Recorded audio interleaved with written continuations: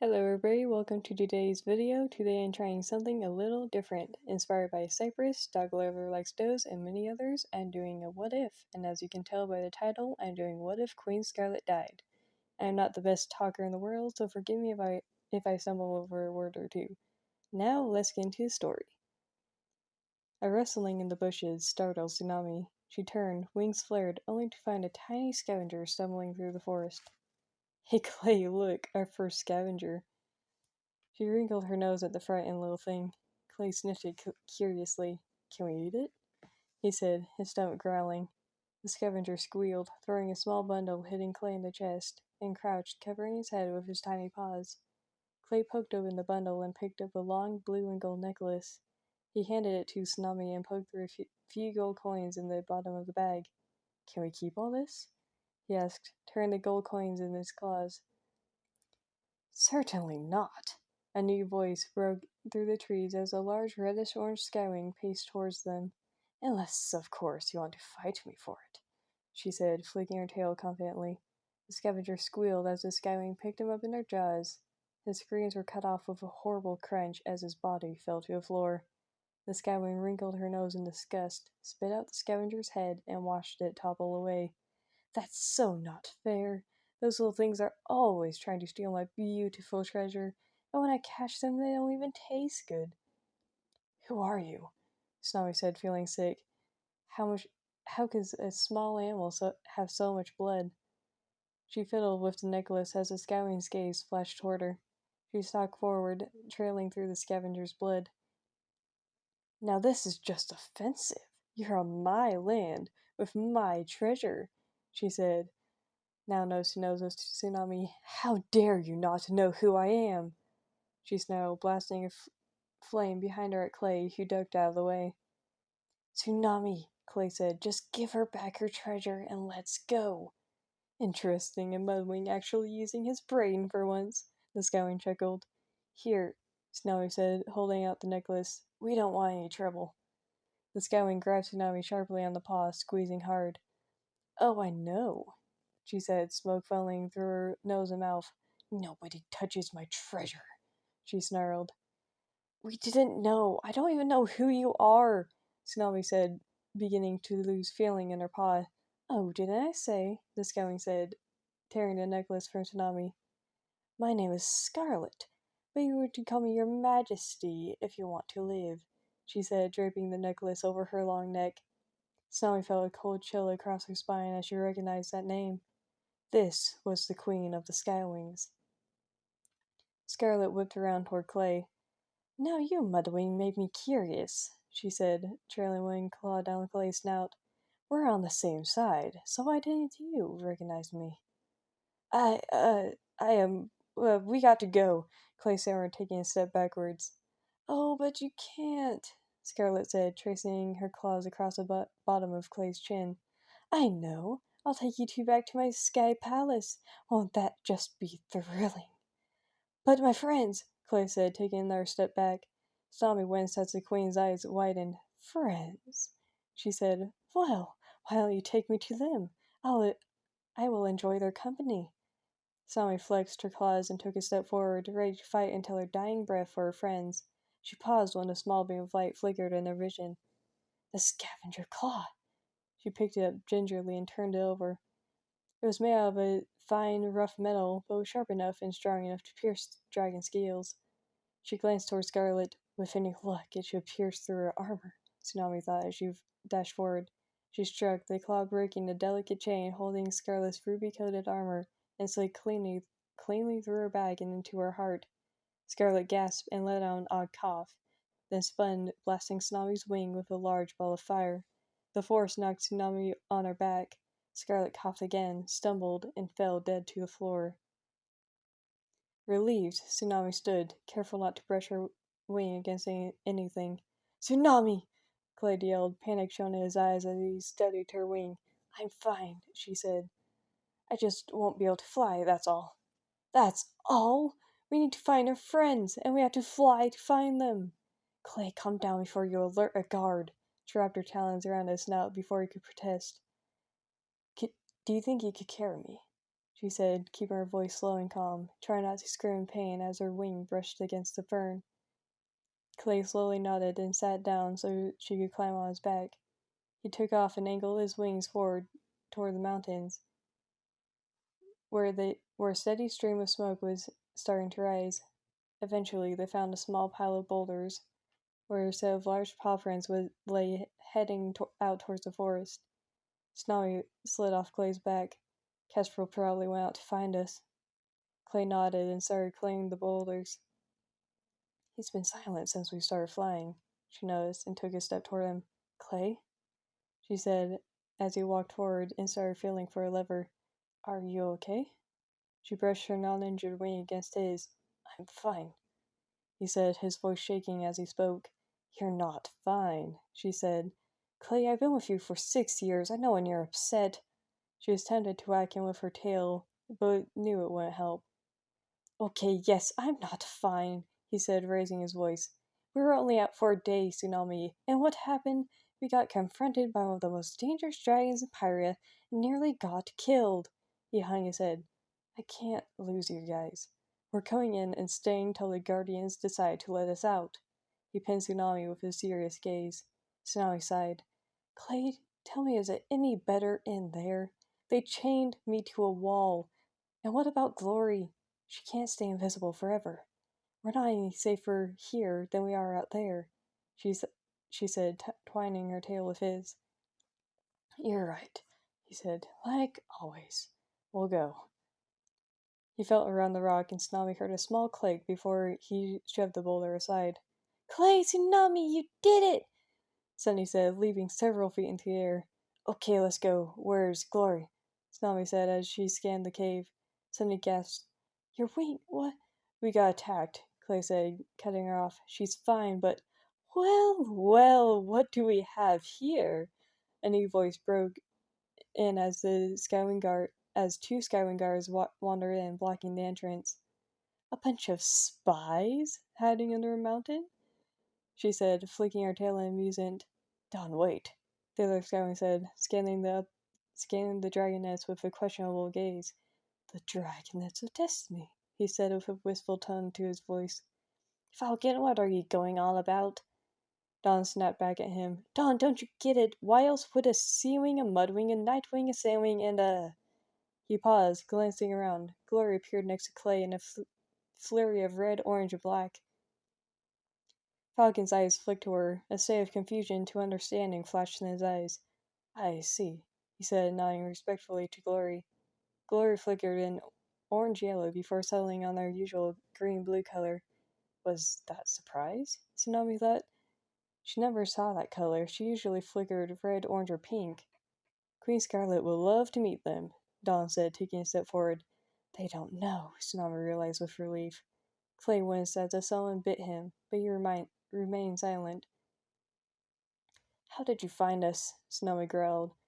We saw smoke, Falcon said. The Queen always sends a few guards to put out any fires. How could I be so squid-brained? Tsunami thought. Of course a fire signal will be suspicious. Dawn stepped forward. Are you sure these are the great dragonets of destiny? She said mockingly. I thought they would be greater and all-powerful. Falcon flicked his gaze around once more. Yes, I'm sure, he said. His gaze was fixed on Glory as he spoke. Okay, then grab them and let's go, Dawn said, spinning and stepping out of the cave. Falcon nodded and turned, flicking his tail in a welcoming gesture. Clay started forwards, and with only mild hesitation, the others followed. Are you all squid-brain? She growled as they padded past. I don't think we have a choice, Starflight said, shoving several squirrels into a carrying bag. Snowy stared in alarm as everyone filed out of the opening. Snowy sighed. You're all squid brains! What's going on? Hey! Snowy turned to see Webs running clumsily toward her. Thinking quickly, she ran through the opening and slammed the entrance boulder shut. She turned, glaring at the scowling guards.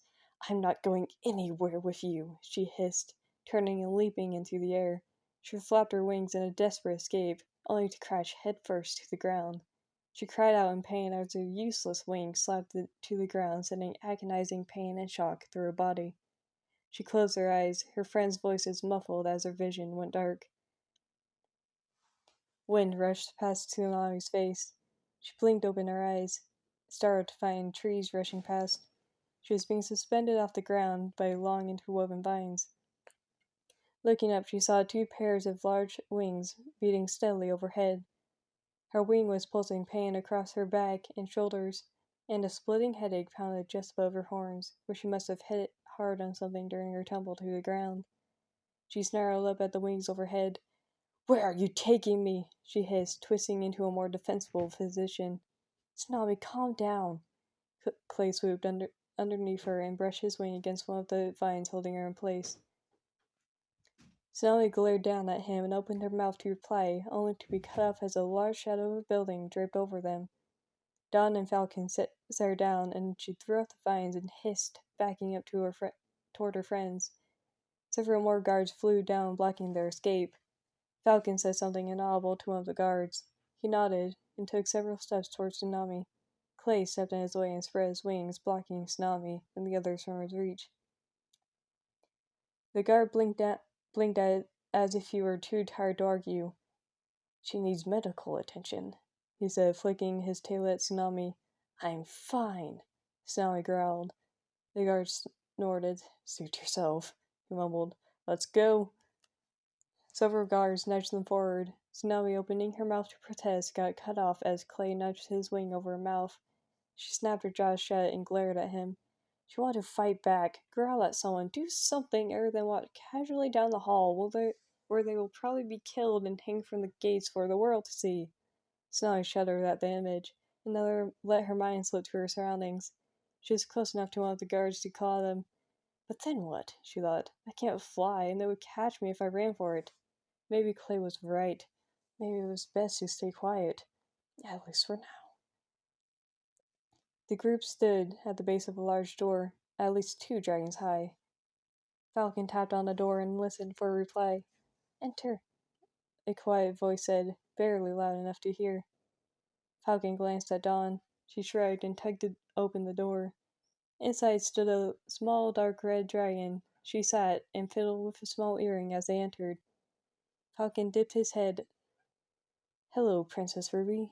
Has Queen Scarlet returned?" Ruby blinked, obviously uncomfortable with the large crowd. "Not yet, but I'm sure."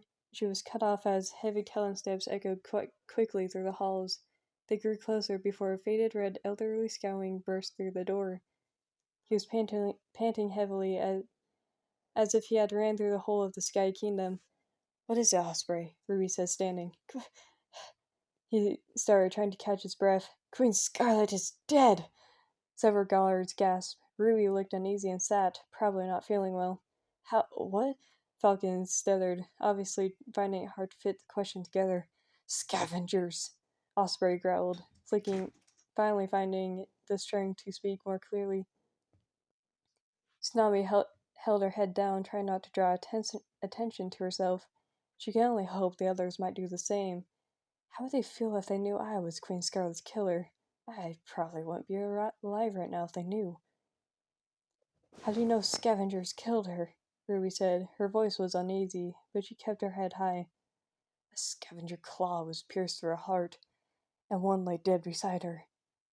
Osprey glanced up at Ruby, who had calmed down and was singing in a more dignified way. "Ruby, with no other heirs to the throne, you are rightfully the new Skywing Queen." Ruby again looked easy. She said something to herself. Tsunami only caught the word tourmaline, and by his face she knew Osprey had heard it too. "Ruby, may we speak?" He glanced at the other guards. "In private." Ruby stared at him for a moment. "Of course, Osprey. But may I have a moment to address our guests?" Ruby's golden eyes flicked to the dragonettes. She scanned each of them individually, pausing on Tsunami, Sunny, and Glory. She whispered something to one of the guards, who nodded and began to walk out the door. Tsunami tensed. What did she tell him? Halfway out the door, he yelped in alarm. "Sorry!" A copper-colored Skywing stumbled into the room. She kept her wings tightly to her side and stood in an awkward way. Several of the guards closest to her jumped out of the way as if she were a cobra. Heat radiated off of her in waves. Ruby tensed, her pupils narrow slits as she watched the skywing. "What are you doing here?" Ruby snarled. Tsunami was confused by the sudden hostility in her voice. What was so scary about this tiny little skywing? Uh, I was looking for Scarlet. I had a fight today with the Sandwing, the skywing said, taking an awkward step backwards. Queen Ruby scowled. "That will be the first thing to go," she said, her lips drawn back in a snarl. The odd-looking skywing blinked in confusion. What do you mean? Where's Scarlet?" Ruby stared at her for a moment before nodding. "Vermilion," she said, turning to a large red-orange skywing closest to her. "Send out a message to all skywings.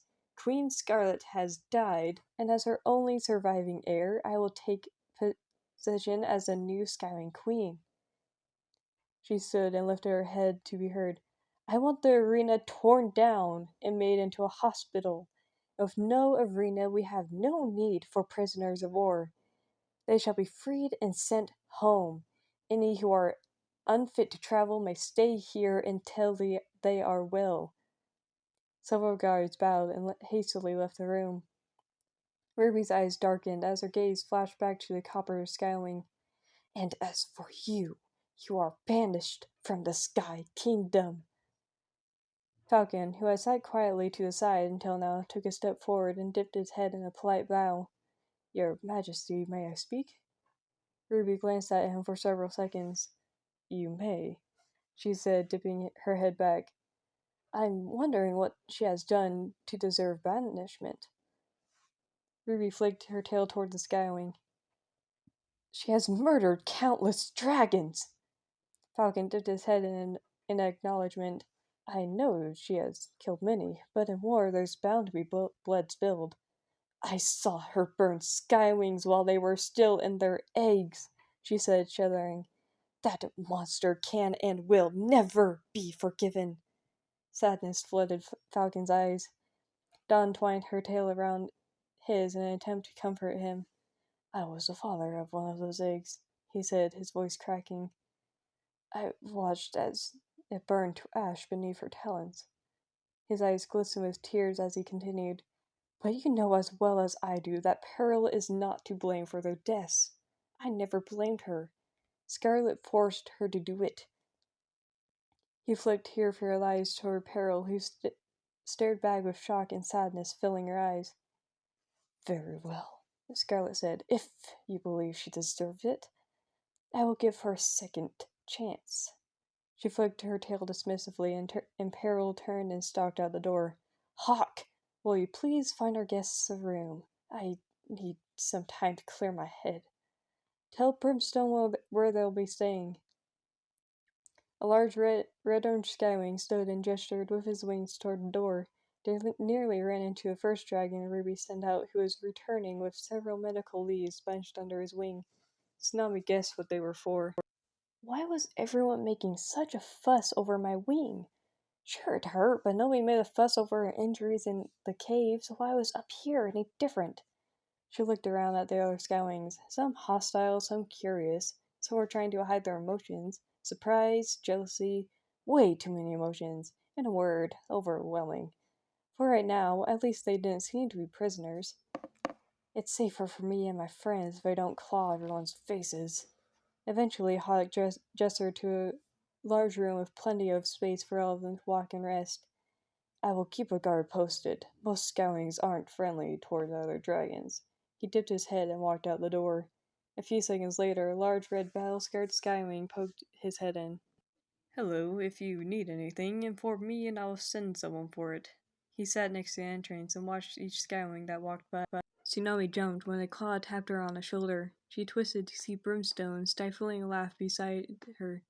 He flicked his tail toward her wing and held up one of the leaves. She sat with a sigh and spread her wing. It was worse than she thought. The edges were blackened and parts of flaked off like the edge of a burning scroll. Brimstone scraped some paste off a rock. "This will sting," he said, before spreading on the worst of the burns. A large orange Skywing entered the room. Followed close behind was a large dark green sea wing. He looked weak and tired. His pale green eyes were hollow. A second skywing slid a hollow stone filled with water towards him, which he didn't hesitate to plunge his face into. The two skywings left him to drink. When he was finished, he looked wearily around the cave. He relaxed when he saw Tsunami. The large red skywing guarding the door peeked inside again. When you are feeling well enough, go talk to Ruby. She'll send you back to the Sea Kingdom, he said, nodding to the sea wing. Until we can clear out another room, you can rest in here. Brimstone just gently placed the last leaf on Tsunami's wing. Keep it still so the herbs can seep into the burns. I'll come check on it tomorrow. He rechecked the wrap to make sure it was sturdy, and walked out the door. Tsunami watched him leave, and was surprised to turn and see the other seeming walking closer. Hello, he said, his voice rough. Hi, Tsunami said, tucking her wing into a more comfortable position. He glanced at her wing briefly, then focused on it. His eyes widened and his jaw dropped open. Tsunami looked at her wing, which, to her, looked like a wing. Why does he look so shocked? She tucked out of view and waved her claws in front of his staring eyes. He blinked and gazed into her eyes. What's your name? He said, still looking dazed. Tsunami wanted to ask him what was wrong with her wing, but not answer silly questions. It's Tsunami, she said simply.